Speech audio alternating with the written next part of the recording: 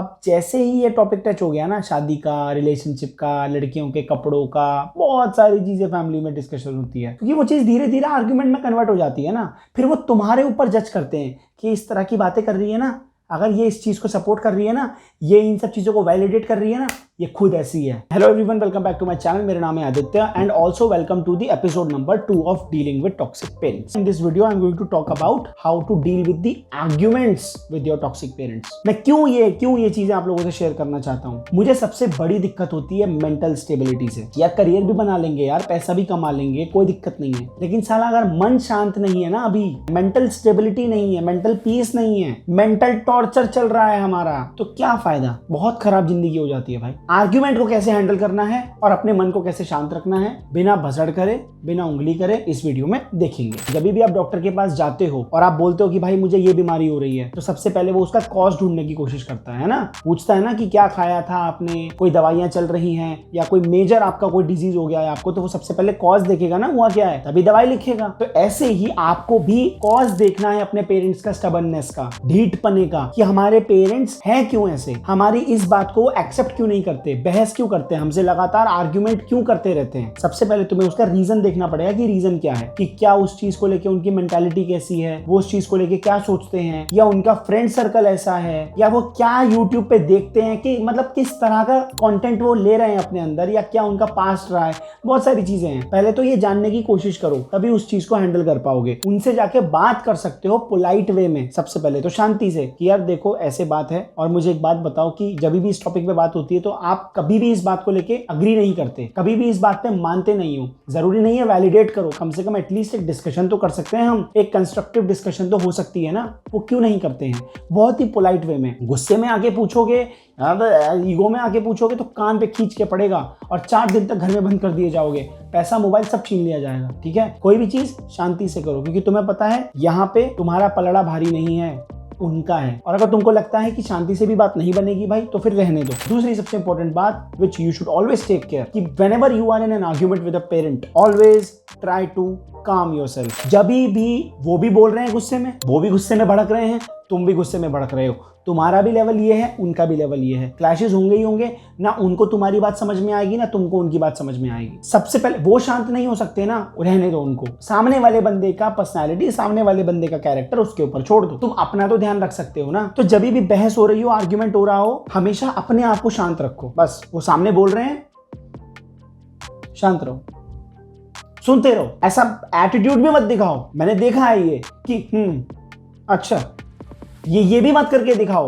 ये भी एक तरह का साइलेंट एटीट्यूड है जो तुम देते हो ना, ये बिना बोले चेहरे से और मुंडी हिला के, ये भी मत दो। ये भी बहुत बुरा है, क्योंकि जब तुम उनकी बात सुनोगे, उनको ये महसूस होगा, तो उनको भी लगेगा कि यार ये हमारी बात सुन रही है, ये सुन रहा है, हम भी इनकी बात सुन लेते हैं। अब मैं शांत होने की बात क्यों कर रहा हूं? ये आपके अंदर की इंटरनल स्ट्रेंथ को डेवलप करेगा। सिर्फ ये पेरेंट वाली सिचुएशन में ही नहीं, लाइफ की किसी भी सिचुएशन में अगर आपके सामने एक बहुत बड़ा ऐसा कुछ है जो आपके मेंटल लेवल को बहुत ज्यादा इफेक्ट करेगा, आपके साइकोलॉजिकल लेवल की धज्जियां उड़ा के रख देगा, उसके बाद भी यू विल बी स्टिल। ऐसा नहीं है कि आपको फर्क नहीं पड़ेगा या फिर आप बिल्कुल चुप रहोगे, आप कुछ बोलोगे नहीं, नहीं नहीं नहीं, ऐसा नहीं है। स्टिलनेस आपको क्लैरिटी देती है। Whenever you are still you will be clear. कभी भी पानी के अंदर पत्थर फेंको तो कॉन्सेंट्रिक सर्कल्स बनेंगे ना, वेव्स उठेंगी, उसके अंदर अपनी शक्ल देखो, आपकी शक्ल ऐसे वाइब्रेट कर रही होगी, ढंग से नहीं दिखाई देगी। लेकिन जैसे ही वो पानी एकदम दोबारा से स्टिल होगा, आपकी शक्ल as it is crystal clear दिखाई देगी आपको पानी में। तो स्टिलनेस से हमेशा क्लैरिटी आती है। जब तुम अपने ही अंदर खूब बड़बड़ करते चले जाते हो, या सामने वाले बंदे को चिल्लाते हो उसके ऊपर,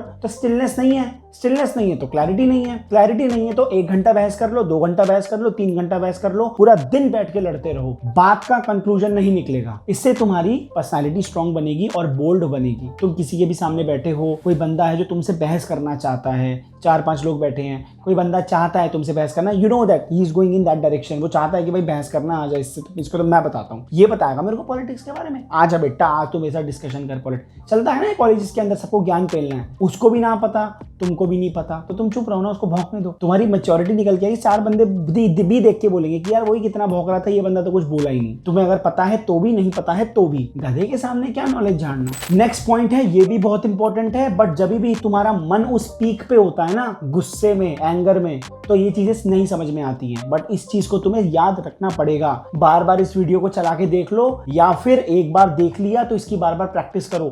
जब भी छोटे मोटे आर्ग्यूमेंट हो, इस चीज की प्रैक्टिस करो। जब प्रैक्टिस कर लोगे तो काम बन जाएगा। और वो बात क्या है कि जब भी तुम्हारा आर्ग्यूमेंट हो रहा और तुमको लगे कि शांत होने के बावजूद भी, मैं शांत हूं उसके बावजूद भी ये उसी लेवल पे हैं, अभी भी ये नीचे नहीं हो रहे हैं, वहां से चले जाओ। बहाना मार दो कि मुझे बाथरूम जाना है, या मेरा एक बहुत इंपॉर्टेंट काम है, या मैं कुछ सामान लाना था वो सामान लाना भूल गई, जिससे तुम्हें उस सिचुएशन से बाहर निकलने का मौका मिल जाए। थोड़ी देर बाद उनको भी शांति मिल जाएगी, तुमको भी शांति मिल जाएगी, सोचने का मौका उनको भी मिल जाएगा, तुमको भी मिल जाएगा। अगला पॉइंट है always approach them at a good time. कोई भी बात लेके चले गए, ये तो देख लो सामने वाले बंदे का मूड कैसा है। तुम्हारे पिताजी फोन पे बात कर रहे हैं किसी से, उनकी किसी से लड़ाई हो रही है और तुम घुस गए, मुझे पार्टी में जाना है। तुम्हारी पार्टी बहुत अच्छे से बनेगी, बहुत अच्छे से बनेगी। इतना तगड़ा हैंगओवर होगा ना, एक हफ्ते तक याद रखोगे। और ये लाइफ के हर एस्पेक्ट में है। सामने वाले बंदे से जब भी बात करने जाओ तो एक बार देख लो कि सामने वाले बंदे का मूड कैसा है। डिपेंड करता है कि तुम्हारी बात कैसी है। अगर तुम्हें लगता है कि यार मेरी इस बात से शायद चीजें और खराब हो सकती है, तो उस बात को मत करो, वेट करो जब तक चीजें नॉर्मल ना हो जाए। वीडियो में आगे बढ़ने से पहले I would like to share something with you which is for you. मैंने आप लोगों के लिए एक बुक लिखी है, डीलिंग विद टॉक्सिक पेरेंट्स। इस बुक की खास बात यह है कि कोई भी इसको समझ सकता है, इररिस्पेक्टिव ऑफ देयर एज, चाहे उनकी कोई भी एज हो, उनको रिलेटेबल लगेगी। दूसरा, मैंने इस बुक के अंदर कॉन्वर्सेशंस का यूज करके चीजों को समझाया है कि जैसे हमारे पेरेंट्स के बीच में जो डिस्कशन होती है, या जितनी भी तरह की प्रॉब्लम्स होती हैं, उनको एग्जाम्पल लेके समझा है कि अगर आपके पेरेंट ऐसा बोल रहे हैं तो तुम ऐसा बोलोगे, और आपके पेरेंट्स ऐसा कह रहे हैं तो तुम ऐसा कहोगे, अगर वो ऐसा बिहेव कर रहे हैं तो तुम ऐसा, ताकि पढ़ने में आसान लगे और थोड़ा सा रिलेटेबल लगे। ये बुक का लिंक मैं आपको डिस्क्रिप्शन में दे दूंगा। और एक चीज जो मैं प्रॉमिस करता हूं आपसे, बुक को पढ़ने के बाद आपको लगेगा कि यार ये एग्जैक्टली यही चीज हमारे साथ होती है। अगला पॉइंट है, अगर तुम्हारी गलती नहीं भी है तभी भी सॉरी बोल दो। जैसे मान लो कोई कांड हो गया घर के अंदर, छोटा मोटा, तुम्हें लगता है कि यार मेरी गलती नहीं, फिर भी मेरे को सुनाया जा रहा है, सॉरी बोल दो, आगे बढ़ो। इसे कहते हैं समझदारी। मैं ये भी नहीं कह रहा हूं कि हर बात पे ऐसा करो। जो चीजें ऐसी होती हैं, कुछ चीजें जहां पे आपको अपना स्टैंड लेना ही पड़ता है, जहां पे सॉरी से काम नहीं चलेगा, जो चीज आपके एक्चुअल में आपके सेल्फ को अफेक्ट करती है, वहां पे सॉरी मत बोलो। लेकिन छोटी छोटी चीजों पे तो सॉरी बोल के खत्म करो कि हाँ ठीक है चलो कोई बात नहीं। नेक्स्ट पॉइंट इज, उनके सामने उनसे ऐसी कोई भी बात मत करो जिनके बारे में तुमको पता है कि ये चीज इनको ट्रिगर करेगी। अपने पेरेंट्स के साथ रह रहे हो ना, तो तुमको इतना तो पता ही होगा ना कि यार मेरी मम्मी इस चीज को लेकर ट्रिगर हो जाती है और मेरे पापा इस चीज को लेकर बुरा मान जाते हैं। तो ऐसी कोई भी डिस्कशन उनके साथ मत करो जब तुमको लगे कि यार ये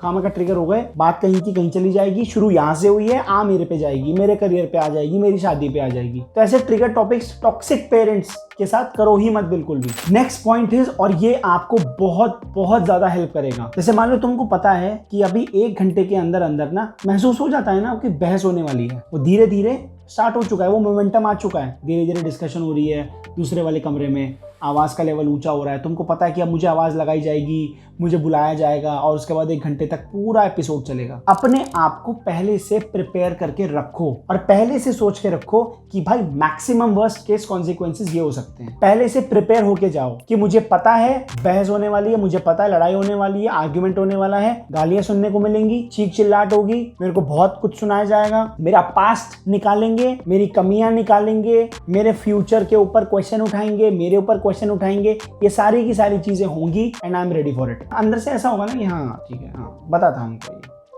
कोई बड़ी बात नहीं, मुझे पता था ये आने वाला है। एक और इंपॉर्टेंट टेक्निक, ये मैंने खुद डिस्कवर करी है, द मेथड। किसी किताब में गूगल में कहीं नहीं मिलेगा, मैंने इसका नाम रखा है द मेथड। कभी कभी तुम्हारे पेरेंट्स के साथ बहस नहीं हो रही है, कोई नॉर्मल डिस्कशन चल रही है, ठीक है, और धीरे धीरे कुछ डिस्कशन के अंदर वो भनक लगने लग जाती है कि यार ये टॉपिक्स टच हो रहे हैं। अब जैसे ही ये टॉपिक टच हो गया ना, शादी का, रिलेशनशिप का, लड़कियों के कपड़ों का, बहुत सारी चीजें फैमिली में डिस्कशन होती है, तुमको पता है कि यार यहाँ पे अगर मैंने अपना पॉइंट ऑफ व्यू रखा ना तो कांड हो जाएगा भाई, क्योंकि वो चीज धीरे धीरे आर्गुमेंट में कन्वर्ट हो जाती है ना। फिर वो तुम्हारे ऊपर जज करते हैं कि इस तरह की बातें कर रही है ना, अगर ये इस चीज को सपोर्ट कर रही है ना, ये इन सब चीजों को वैलिडेट कर रही है ना, ये खुद ऐसी है, ये ऐसी बातें करता है ना, अगर ये मेरी इस बात को लेके चिढ़ रहा है ना, ये खुद ऐसा होगा बेटे, मतलब मेरा बेटा भी ऐसा है, मेरी बेटी भी ऐसी है, ये इस पॉइंट को सपोर्ट कर रहे हैं। ये सब चीजें होती है ना। इसको इस्तेमाल करो, ये किस लिए दिया है, कोई भी बात हो, नहीं वो तो है यहाँ, बिल्कुल सही बात। और ओवर एक्टिंग नहीं करनी है, रियलिटी में उनको ये बात होनी चाहिए कि हाँ ये मेरी बात समझ रही है। कोई भी बात हो, फालतू का रिप्लाई मत दो, बोल के चीजों को जाने दो। अगला पॉइंट है इंप्रूव योर सेल्फ। ठीक है मैम, सर आप में भी बहुत कमियां हैं। आप अपने पेरेंट्स को बोल रहे हो, कमेंट सेक्शन में लिखते हो कि मेरे पेरेंट्स ऐसे हैं, मेरे पेरेंट्स वैसे हैं। आपके पेरेंट्स ने आपको बोला था घर की एक छोटी सी रिस्पॉन्सिबिलिटी को पूरा करने की, आपने वो करी नहीं, तुम्हारे ऊपर ही तो फूटेगा। तुम अपनी तरफ से अपनी सारी चीजें सही रखो ना।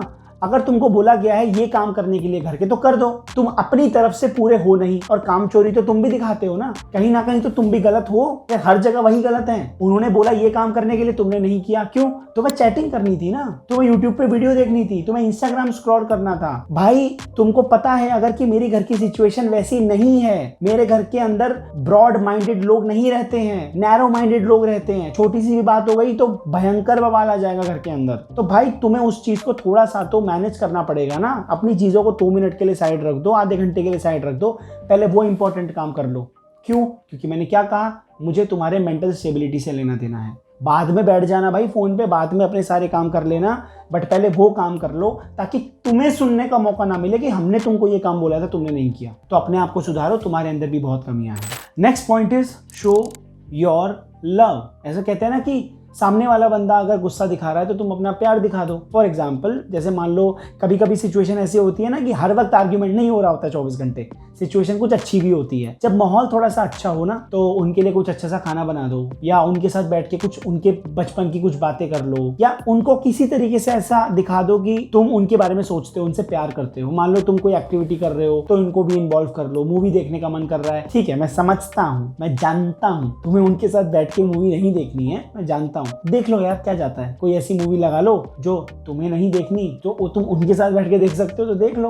उनको भी लगेगा कि हाँ यार चलेगा, कि आ जाओ मम्मी, आ जाओ पापा, एक मूवी देखते हैं साथ में, आज संडे है। इससे क्या होगा, कहीं ना कहीं है तो इंसान ही ना यार, रोबोट तो नहीं है, कहीं ना कहीं वो इमोशनल लेवल पे कुछ तो ट्रिगर होगा। तो आने वाले टाइम में हो सकता है चीजें थोड़ी सी सही हो जाए। जब वो अगली बार आर्ग्यूमेंट करेंगे ना तुम्हारे साथ या बहस करेंगे, तो हो सकता है कि उनको ये वाली थोड़ी सी चीजें अपने आप को याद नहीं आएंगी, वो सटल लेवल पे सबकॉन्शियस में पड़ा हुआ है, तो वो ऑटोमेटिकली निकल के आएगा कि नहीं यार ठीक है। तो वो भी थोड़ा सा उस लेवल पे आ जाएंगे, फिर तो तुमसे बहस कम करेंगे या तुम्हें शांति से समझाएंगे। और अगर उसके बाद भी ऐसा नहीं होता है तो रहने दो, जैसे चल रहा है वैसे चलता रहेगा, कोई दिक्कत नहीं है। So that's the end for the episode number 2. Episode 3 में I will be talking about emotional abuse और उसको कैसे डील करना है टॉक्सिक फैमिली या फिर टॉक्सिक पेरेंट्स के साथ अगर आप रहते हैं। ई बुक का लिंक डिस्क्रिप्शन में है, बुक को पढ़ना बिल्कुल भी मत भूलना। बुक को पढ़ने के बाद रिव्यू जरूर देना, क्योंकि आपका रिव्यू मेरे लिए बहुत मैटर करता है। बाय बाय, मैं आपको मिलूंगा अगली वीडियो में।